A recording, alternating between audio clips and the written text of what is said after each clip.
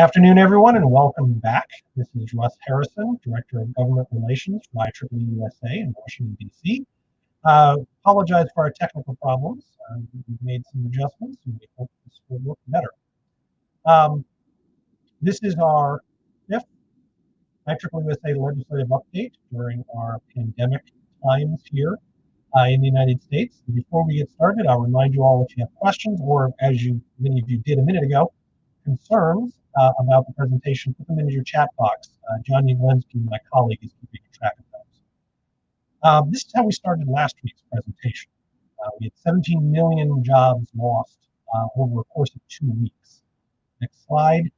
Unfortunately, the slide now has to read that we've lost 22 million jobs.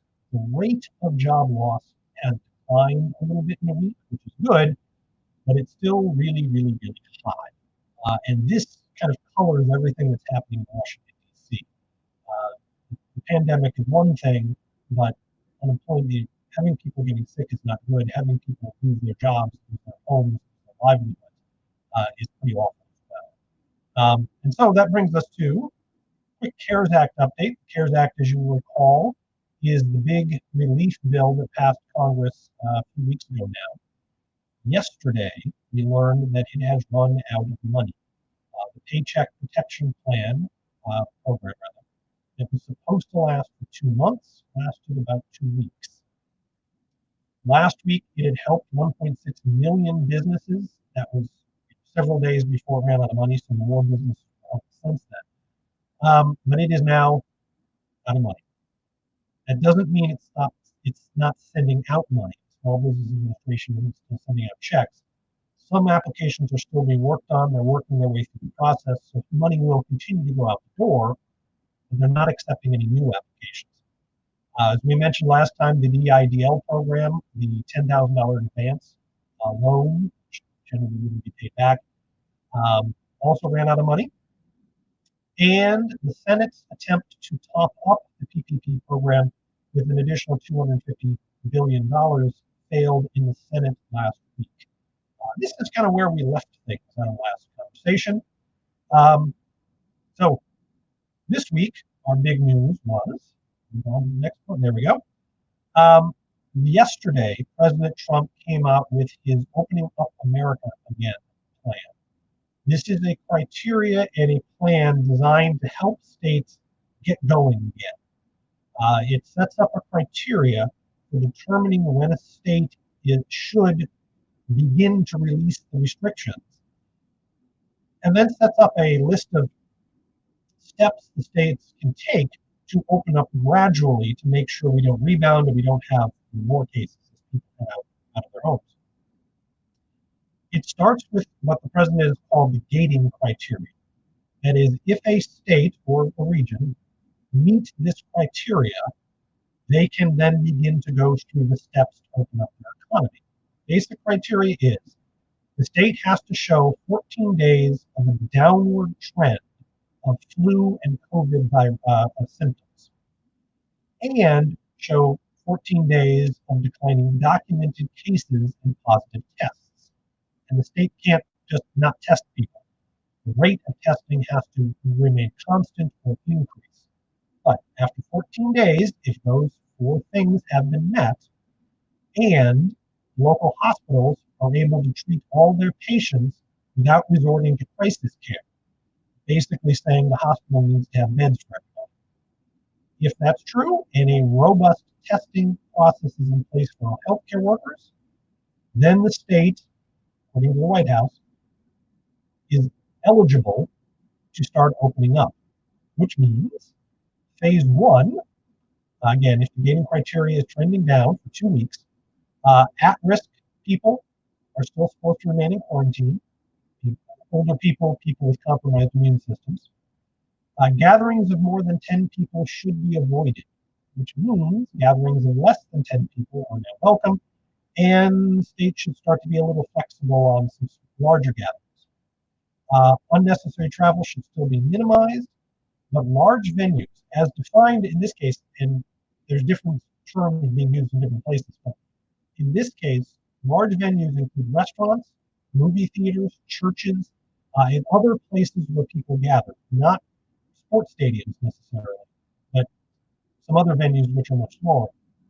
Those can start opening with aggressive cautions and social distancing. So, for example, your local movie theater could start opening again, but they can't sell all the seats. They would have to make sure there was space between all the guests, which is still progress. Employees should start returning to work with some fairly draconian protections in place, including permission for at-risk workers to stay home and encouraging companies to rely on telework if possible. Bars and schools should remain closed.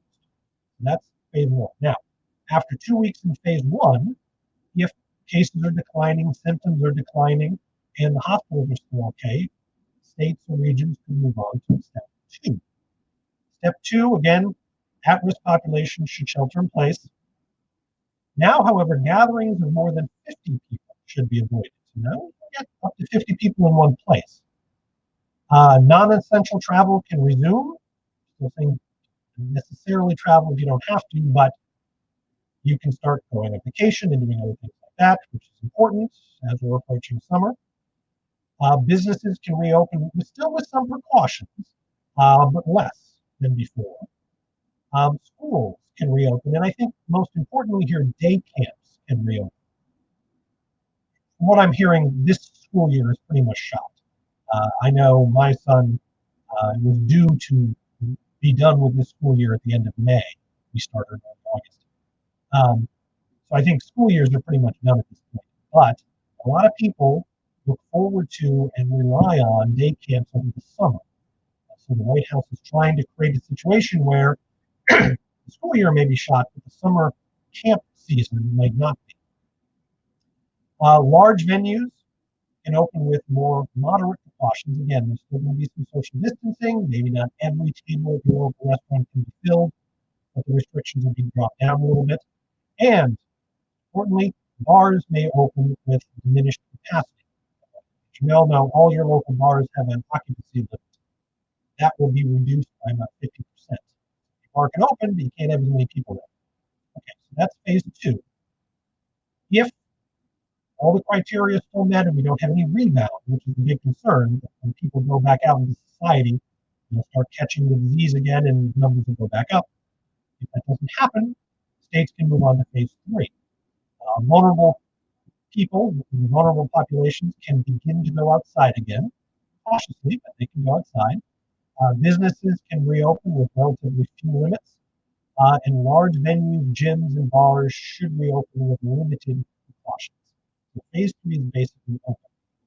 Now, getting through each one of those three criteria will take 2 weeks. So you're looking at a minimum of 6 weeks until the society is basically open again. This map here shows the states that have passed COVID-related legislation. And I bring this up to point out that it was not actually the president that shut things down. It was mostly governors who actually did it. The White House and CDC and the federal government made recommendations. But ultimately, it's the governor's responsibility to determine what happens in their states.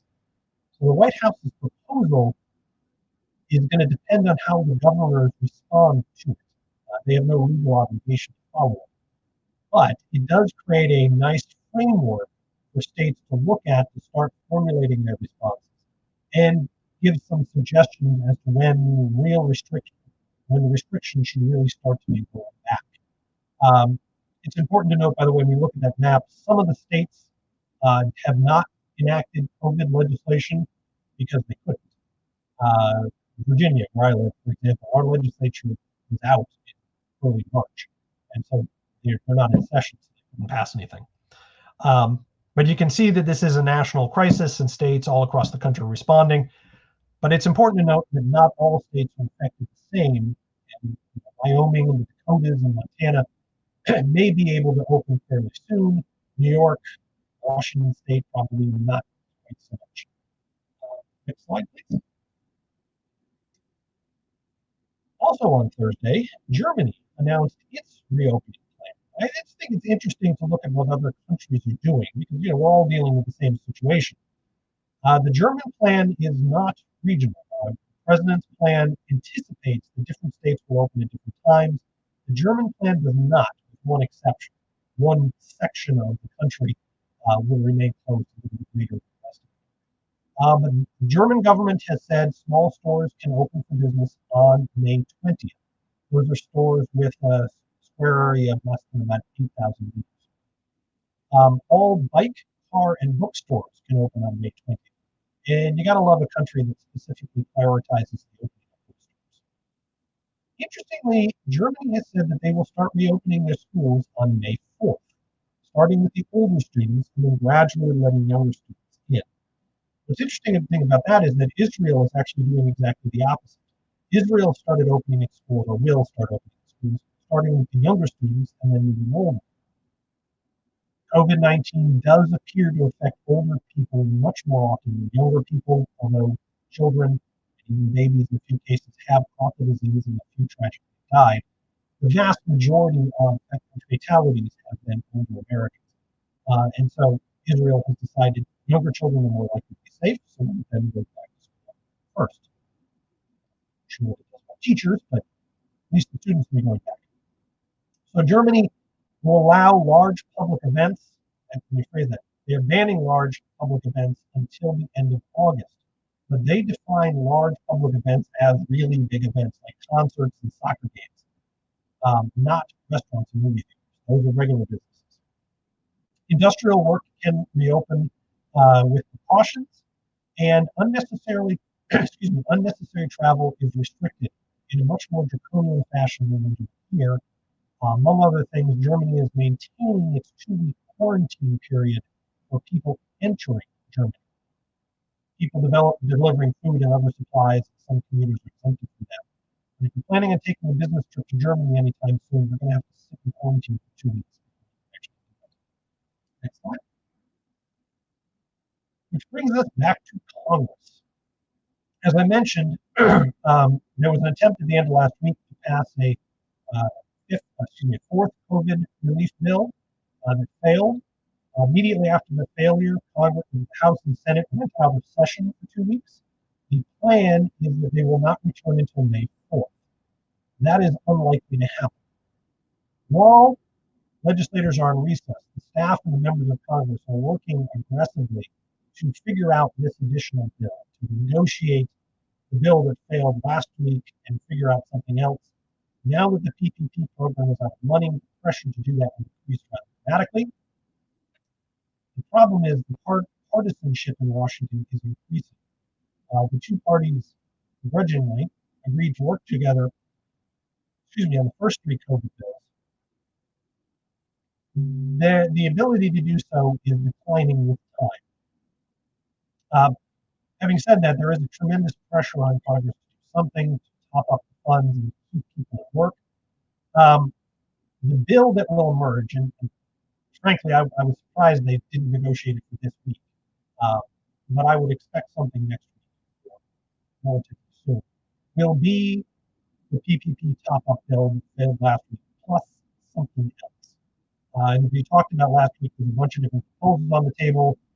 Some of them are support for universities, which we'll talk about in a second, state and local government aid, which is probably necessary, additional unemployment benefits, and a host of other special interest packages designed to help certain segments of the economy. I do expect them to do a relief bill at some point, and whenever that happens, whenever the House and Senate leadership agree on what the package is going to be, despite the recess, Congress will open back up. Everybody will come back to Washington. They'll vote on it. So while the recess is technically supposed to last until May 4th, next slide, please. So the research community, meaning primarily the universities, and we're talking just about university research, national labs, the research community has come up with a specific proposal to help out researchers. And I wanted to go through exactly what that was. They've also put a pretty good dollar amount on it. And by pretty good, I mean it's based on actual stuff, not just a random number that sounds good, which is what a lot of proposals are. So the university proposal asks for assistants to help support the research workforce. Now, senior researchers are primarily tenured research professors. Again, remember, we're just talking about university research. So tenured professors are getting paid, but graduate assistants, lab techs, clerical workers, all the other people that support the lab work are not. And right now, a lot of universities are including that cost, and they're asking Congress to the universities are asking for additional funds for improved and replacement protected gear. When you get a research grant from the government, it spells out exactly what you can spend that money on, and it includes equipment, including safety equipment, which is great and wonderful, except the universities, many universities donated a lot of that equipment to hospitals, which was fantastic. But the researchers need the equipment, and you don't want to take it back from the hospital. So they're going to have to spend additional money to replace what was given away that's not in the research grant, the original research grant. And so new money will have to be provided. Same thing for the ramp down and ramp up costs. Shutting down experiments, in some cases, cost money. Starting back up the experiments cost money. None of that money was in the original grant because nobody anticipated this happening. So in order to complete the research, additional money is going to have to be available. Universities are asking for funds to help their lost user fees. University labs pay for themselves in part by renting out their facilities to private industry and other groups. That obviously hasn't been happening. But without that funding, the labs are now running at a deficit. And so the universities are asking that Congress make a difference. The universities are asking for contract and auditing flexibility. The rules for federal research grants are pretty strict about what you're supposed to do, when you're supposed to do it, how you report that, and the consequences if you don't do it. Well, none of them are doing it because everybody's at least on a schedule now and everybody's on budget. So universities want Congress to formally say that's okay. It's going to happen anyway, so we might as well say it. But the universities want the safety and security to come with that. And lastly, they're asking for help for foreign researchers. University labs rely on smart and innovative people from all over the world. Many of those people cannot get back because of various travel restrictions. Some of them are trapped in this country without the legal ability to work. And so universities are asking for some extra assistance to help them out. You add all of this together, and again, this is a fairly reasonably developed number. You come to $28 billion. And that would be at least most of the university component added to any research bill. I expect Congress to act on this, maybe not all of it, but at least do some of it at some point this spring. No, not perhaps in the next bill. Next slide, please. Which brings us to an interesting, for those of people like me who are interested in how Congress operates, the COVID shutdown is forcing legislators to do some serious rethinking about how the institution functions. There have been some interesting attempts at paper hearings. Congressional hearings are a standard part of the legislative process. Congressmen love them. They're all the same. You get a table, you put a couple experts or representatives of the various federal agencies at the table. Legislators sit above them in a fancy dais, a big fancy room. Witnesses give a little speech. Legislators give a little speech and ask some questions, and then there's a little bit of back and forth. It's a lot of show. It's a lot of it's kind of more of a performance than an actual discussion. But hearings do serve useful purposes. And they are in particular very important for conveying to the American people what's going on in Washington, how legislation is thinking, and explaining why legislators are making the decisions they're making. Well, you can't do that if you can't do it. So there have been a couple of paper hearings. And a paper hearing is you don't have a room, you don't have a table. Instead, legislators write down the questions and send them to the witnesses who send the responses back. And all of this is done over the internet, so everybody can see what's going on. The general consensus on Capitol Hill is that they work well enough for the moment, but they don't work. There's no dynamic interaction, there's no follow-up questions.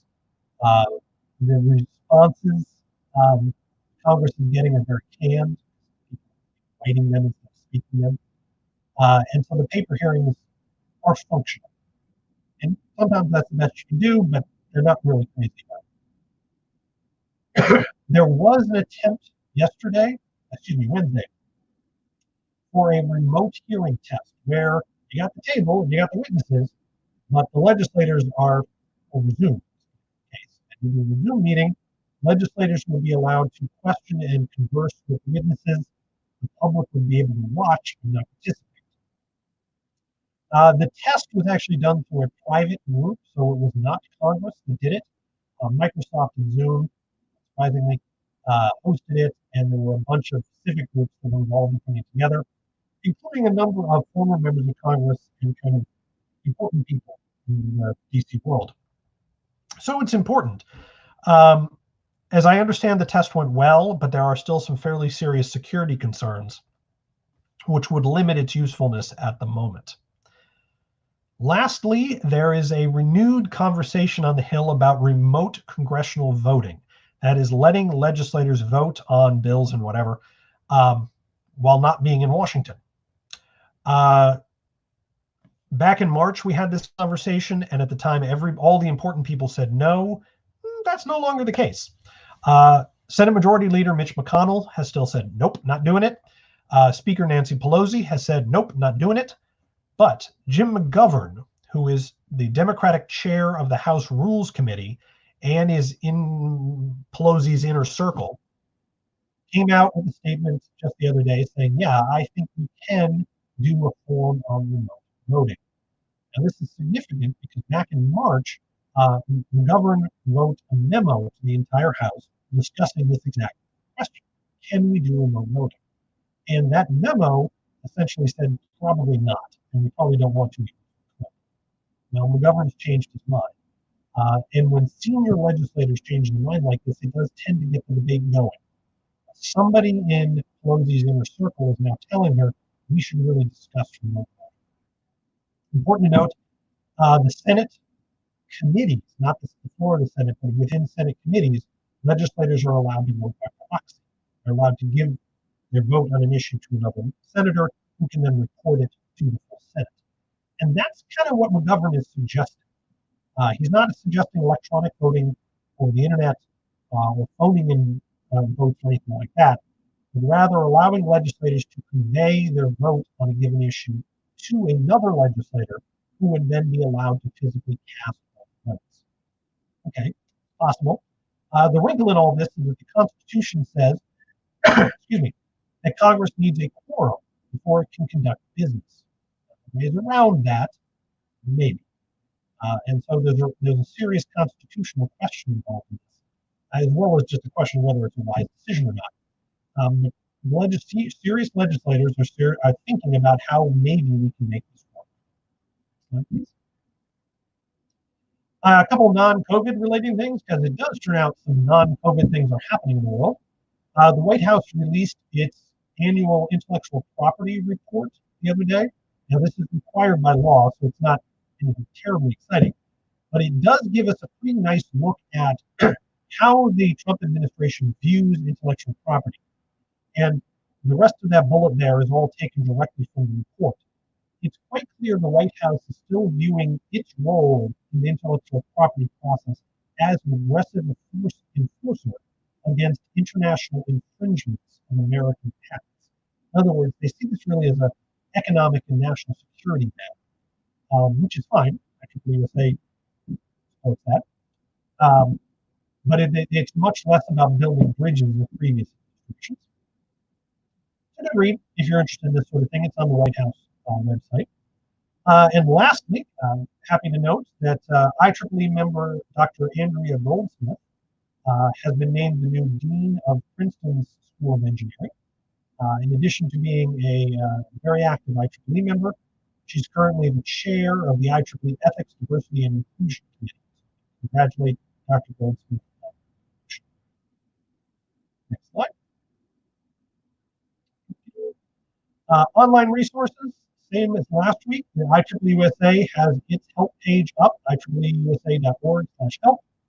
IEEE Foundation continues to raise funds for our COVID fund, which will be used to support programs around the world, in the United States and other places, to respond to and deal with the COVID situation.